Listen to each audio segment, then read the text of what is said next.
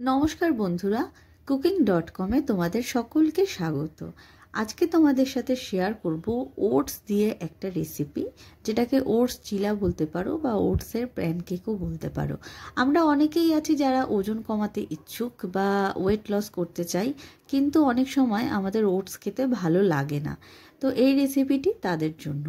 তো সবার প্রথমে দেখো, আমি ওটসটাকে ভালো করে গ্রাইন্ড করে নিয়েছি। তোমরা যে কোনো ব্র্যান্ডের ওটস নিতে পারো। এরপরে আমি 2 চামচ এখানে ওটস নিয়ে নিয়েছি, একদম সামান্যই, খুব বেশি না।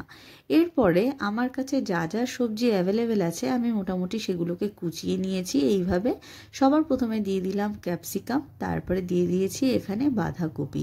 তোমরা চাইলে আরও ভালোভাবে কুচাতে পারো বা গ্রেট করেও নিতে পারো। এখানে আমি দিয়ে দিলাম গাজর, এটাকে আমি গ্রেট করে নিয়েছি। এরপরে দিলাম পেঁয়াজ কুচিয়ে। এখানে আদাটাকেও আমি সামান্য এইভাবে গ্রেট করে দিয়েছি। দিয়ে দিলাম ধনেপাতা কুচি। এরপরে আমি এখানে কাঁচা লঙ্কার ব্যবহার করেছি। তোমরা যদি কাঁচা লঙ্কা না পছন্দ করো তাহলে গোলমরিচ গুঁড়ো দিতে পারো। এখানে পরিমাণ মতন লবণ দিয়ে দিলাম স্বাদ অনুযায়ী। আর এখানে দেব সামান্য চিনি। আমি এখানে জাস্ট টেস্টের জন্য চিনিটা ব্যবহার করেছি। তোমরা যদি খুবই হেলথ কনসিয়াস থাকো তাহলে চিনিটা অ্যাভয়েড করতে পারো।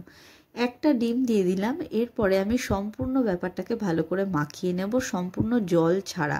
এখানে কিন্তু কোনো রকম ব্যাটারটা মাখানোর জন্য জল ব্যবহার করবে না। এরপরে দেখো, আমি একটা ফ্রাইং প্যান অলরেডি গরম করে একটু অয়েল ব্রাশ করে নিয়েছিলাম। এরপরে ব্যাটারটাকে ভালোভাবে এইভাবে হাত দিয়ে স্প্রেড করে দিলাম, ঠিক যেমন আমরা গোলা রুটি করি বাড়িতে, সেই রকমভাবেই বলতে পারো। মিডিয়াম টু হাই ফ্লেমে এটাকে রাখতে হবে প্রায় 5 থেকে 7 মিনিট। এরপরে একটু চেক করে নিচ্ছি, দেখো এটা হয়েছে কিনা এক পাশ। এটা হয়ে গেলে আমি এটাকে উল্টে দেব। এটাকে এইভাবে দেখো আমি উল্টে নিচ্ছি। আমি এখানে সামান্য অয়েল ইউজ করেছি। তোমরা যদি চাও এই পয়েন্টে আর একটু তেল ব্যবহার করতে পারো। আমি এখানে সাদা তেলের ব্যবহার করেছি, যদি কেউ জানতে চাও তো। তো যাই হোক, তারপর দেখো আবার এটাকে উল্টে পাল্টে আমি 5 থেকে 7 মিনিট আবার মিডিয়াম টু হাই ফ্লেমে রেখে দেব। আমাদের গোলা রুটিটা বা ওটস চিলাটা একদম রেডি।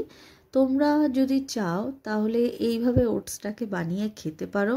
এটা খুবই ভালো লাগে খেতে। একদমই ওটসের সেই ফ্লেভারটা বোঝা যায় না, বা টেস্টটা একদমই ডিফারেন্ট লাগে। তো তোমাদের যদি এই রকমভাবে খেয়ে ভালো লেগে থাকে আমাকে প্লিজ কমেন্ট করে জানিও। এটা বাচ্চারাও ট্রাই করতে পারবে বা বড়রাও তো ট্রাই অবশ্যই করতে পারবে।